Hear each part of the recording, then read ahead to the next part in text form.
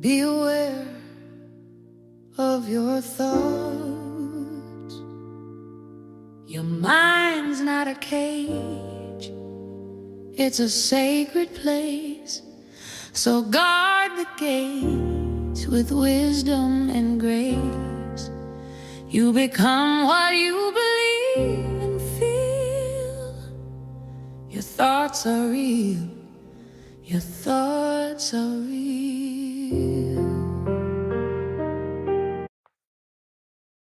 Peace, and welcome to Be Aware of Your Thoughts.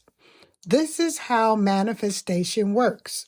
Here, we remember that a mind is not a cage. It is a sacred space. My name is Dr. Cynthia Marie Whitley. Today, I have an extra treat for you. This talk will be followed by a meditation, so stay with me until the very end. The topic for today is, in my Father's house, there are many mansions. So get ready.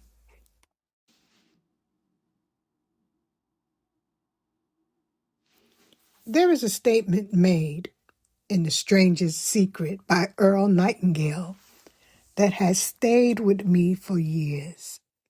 He said, "The human mind is the last uncultivated continent on earth."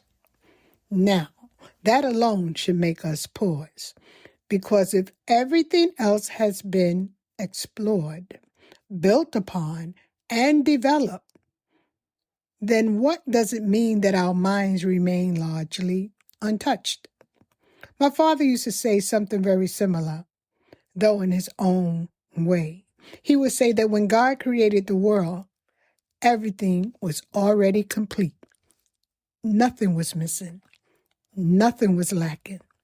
So all the begging, all the beseeching, all the asking God to give us this or give us that was unnecessary, because God had already provided the means to acquire whatever we desire. And Scripture says, "And God saw everything that he had made, and behold, it was very good." One of my favorite authors, Neville Goddard, echoed this truth when he said, "Creation is finished." So here's the question that very few people are asking. If creation is finished, if the mind is the last continent, and if God already gave us the means, then what exactly is the way? What is the secret? What has already been given to us that allows us to create a life by design? A tool we use every day, often unconsciously. Ask yourself this: how did everything in your life, the good and the bad, come to exist? You didn't accidentally manifest your life, or I should say, we didn't accidentally manifest our life. We used something. We all did. And even children use it. In fact, especially children. What we are really talking about here is imagination. Pure imagination is the starting point of everything we have ever created in and as our lives. Just listen to the stories of people we call successful or famous. Almost all of them tell you the same thing. They saw something before they arrived. Jim Carrey is a powerful example. Before he had money, before he had fame, in childhood, he had hardships, like living in his family's van after his father lost his job. He wrote himself a check for $10 million and carried it in his wallet for years. Years later, when he starred in Dumb and Dumber, he was paid $10 million and is estimated to have a net worth of over $80 million today. Tyler Perry tells a similar story. Suffering physical and sexual abuse as a child and other challenges, he used all his savings to produce his first play. I know I've been changed. Only 30 people showed up. He lost everything, but he never abandoned his vision. He stayed faithful to the end he imagined, and he kept taking action until the world caught up with what he already saw. This is not coincidence. This is law. Now examine this with me. Picture a mansion, a very large mansion with many doors to rooms, where the only key needed is your intentional imagination. Each door represents a state of mind, like joy, fear, confidence, doubt, hope, prosperity, sadness, love, contentment, desperation, passion. There's so many more words that we can use that represent, I want to say, feelings. In life, we move through many states in a single day, sometimes changing minute by minute. You can be happy in the morning, frustrated at noon, despair in the evening, but there is usually one dominant state that governs your actions, our actions, decisions, and beliefs. And the rule is simple. The more uplifted the state, the more pleasant the outcome. The more fearful or depressed the state, the devastating the manifestation. We've all heard the scripture, "In my Father's house are many mansions." This can be interpreted many ways. As I like to say, there are over 144,000 ways to interpret a situation. But I invite you to consider this interpretation I'm giving you today. Those mansions are states of mind, and we live from one of them at all times. If the mind is the last continent to be cultivated, if creation is finished, then every possible state already exists. Joy already exists. Peace already exists. Prosperity already exists. We don't create them from scratch. We enter them. And there's the key. You enter a state of mind by imagining yourself living from the end of it and by consenting to it with your beliefs, faith, and feelings. That's how manifestation works. We attach emotion to a thought, and that emotional agreement gives the thought permission to harden into experience. Most of us do this unintentionally. We imagine what we don't want, feel it deeply, and then wonder why it keeps appearing. What about imagining what we do want and feel that deeply so that that could harden into manifestation?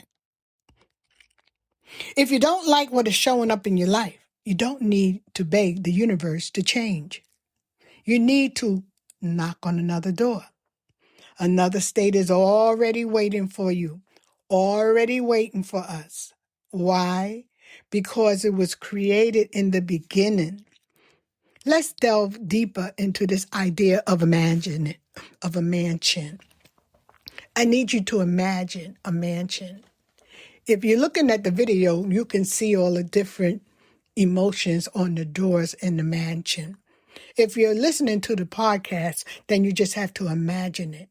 Imagine a large mansion with many doors, with feelings on each door.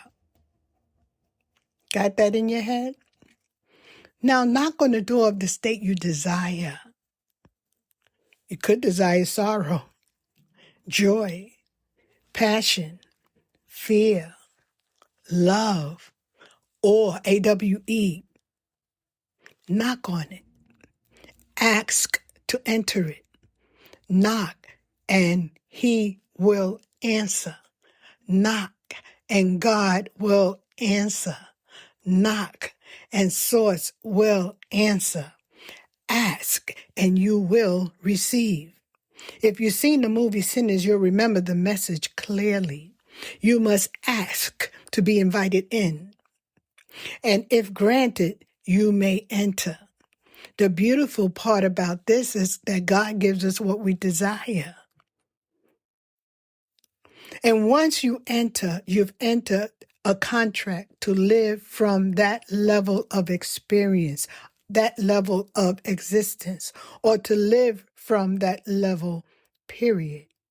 You show your dedication by dedicating your faith and feelings and actions that embody that state. Each state has its own requirements. It requires faithfulness for sure to the idea and will, or I should say, must be met. It's the law. For example, sadness requires thoughts of doom and equates to poverty. Fear requires endless thoughts of doubt and creates limitation. Confidence requires thoughts equaling success and creates expansion. And prosperity requires thoughts of prosperity and creates opportunity. Because Source is non-judgmental, it will grant us our wishes. And what becomes manifested is based on our choice. If we don't like the manifestation, we always have the option of choosing a different door. The key is to be aware before we choose, before we knock. Think about what will be required for you to align to the state you choose, because alignment will happen and alignment is necessary. We are all, in a sense, prodigal sons and daughters, returning to the Father's house as we change states of mind or states of awareness. I'm sure that's happened to most of us in our lifetime when we realized we were going down the wrong road, and it's like, oh no, I'm going to change this. And you changed it. Well, we get to do that every time we wake up. It's all about remembering that. We were given free will in the beginning. We choose which state we serve. You can know about many states, but the one you inhabit is the one you manifest. And by inhabit, I mean the one you dwell in, the one you stay in for a long time, the one you go back to in the evening when you say it's time to go home. You can know about many states, but the one you inhabit is the one you manifest. Want to know which state of mind you live in most of the time? Look at your mood most of the time. Look at what keeps repeating. Look at your circumstances or manifestations. Examine your feelings most of the time. Look at where your imagination goes, especially when you're alone, because there are many rooms in your Father's house. And the one you dwell in, I'm going to keep repeating that, most of the time is the one that becomes your life at any particular time of your life. So I'm going to close this part of the talk. And now, as I promised, we're going to do a meditation. And you're going to choose your room. Before we end, I invite you to just relax. Take a few moments. It might take a few minutes, but that's all. Just a few minutes out of your 365 days in a year. I wish I knew how many minutes was in a year. It's a nice song about that. But I invite you to participate in a bonus meditation that will allow us to explore our imagination together, wherever you are. Make sure you are in a safe place, not driving, but sitting, lying down, laying back. Begin by inhaling through your nose and exhaling through your mouth. You're going to do that 3 times. I'll do it too.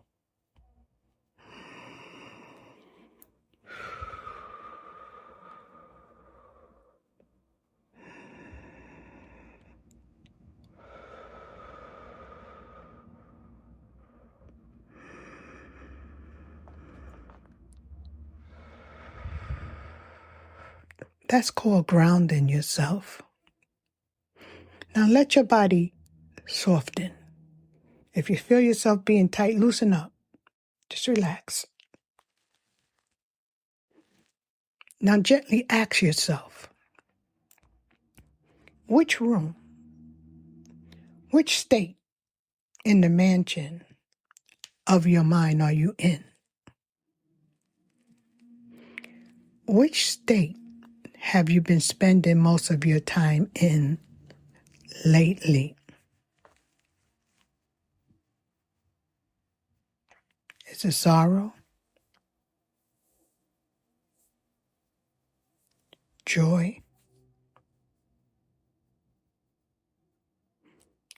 passion,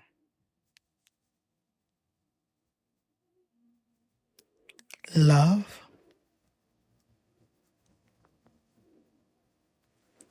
or AWE? Think about it. Take a minute.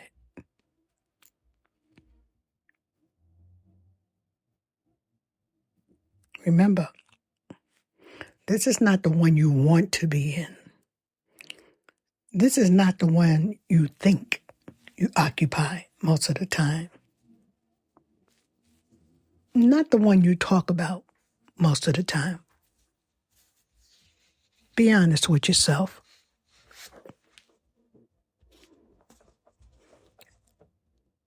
This is the one you return to when no one is watching.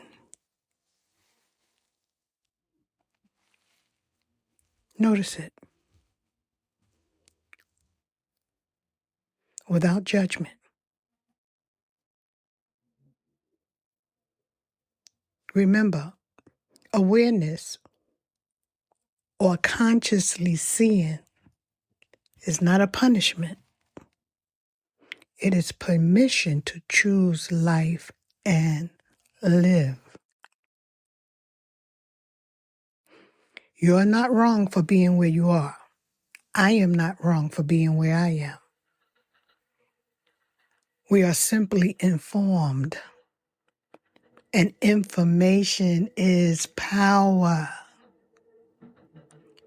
That's what's meant when people say that we are powerful beyond our imagination.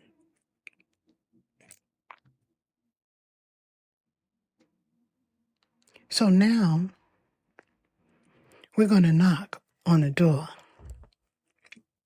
So think about the mansion again, because now we get to consciously choose.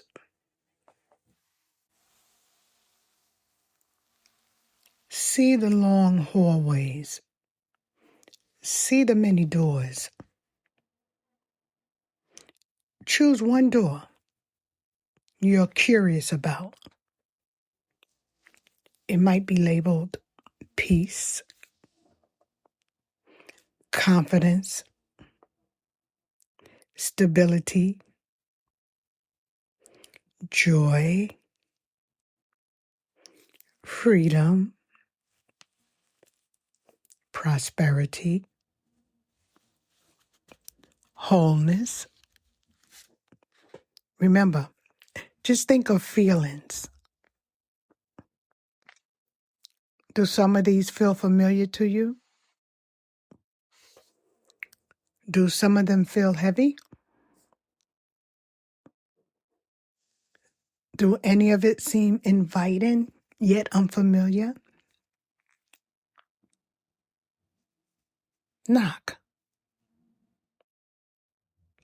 Now imagine walking up to the door that you desire, powerfully, already desiring the manifestation that you can imagine that would appear at the end. Silently say to yourself, I am willing to live from this state. From this state. From, because you are imagining what the outcome would be, what the manifestations would be. You're living with that in your mind. Now ask yourself, what would I believe if I lived here? Think about it.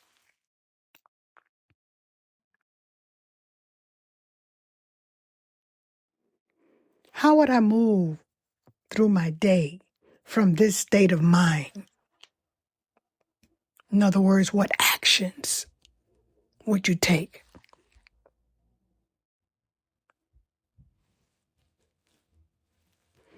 What would I stop telling myself if I lived from this state of mind?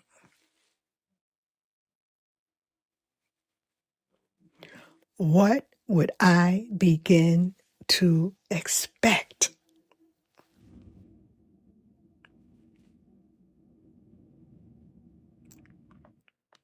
You don't have to force anything here. You don't have to figure this out today, because you can come back to this podcast, this YouTube channel. You could come back. Go forward to the meditation as many times as you like. Just stay with it. Stay with me.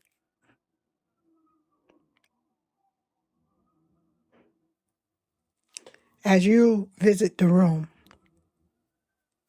just use your imagination. Imagine the feelings you would feel. Come back to that room as often as possible. The beautiful thing is the beautiful results you desire already exist. That's what was meant when they say creation is already finished. That's what was meant when they said cultivate your mind. We get to do that. That's our privilege. We were made in God's image to imagine. And it will be good if we imagine that it will be good. That's the part we play. That's the beauty of life. Life begins to rearrange itself based on the rooms we enter. That's the beauty of this thing we call life. Looking for the beauty of life? It starts with your imagination. Being aware, because we imagine whether we're aware or not. Like I said, what we imagine is what we get. We may not think we're imagining the things that show up in our life, but we are 100% control of our imagination. We are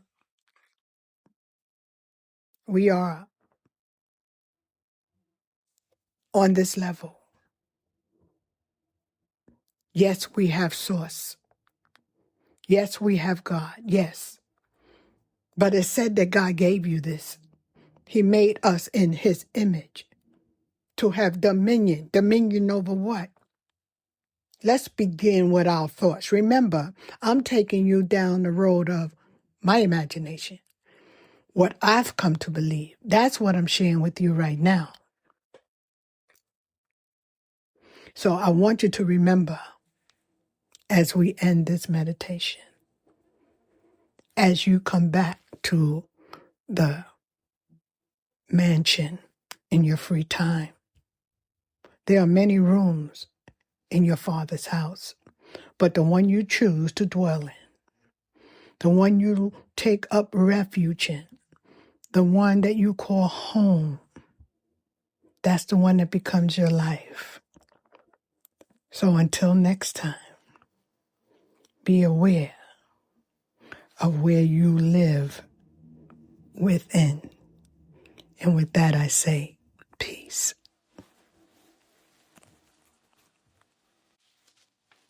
And now, a bonus song for you, letting you know that we get to cultivate this mind. Peace. Be aware of your thoughts. Your mind's not a cage, it's a sacred place. So guard the gates with wisdom and grace. You become what you believe and feel. Your thoughts are real. Your thoughts are real. Be aware of your thoughts. They plant the seeds for all you've got. Every dream, every fear, every choice that you make starts with the thought you daily create. Be aware of your thoughts. They're the architects of all you saw. What you repeat becomes your truth. Your inner words don't need a booth. They echo out into your life. They spark your joy, they stir your strife. Your mind is soil, your thoughts are seeds. Grow what you want, not what you fear or need. You are the sower, the field, the sun with the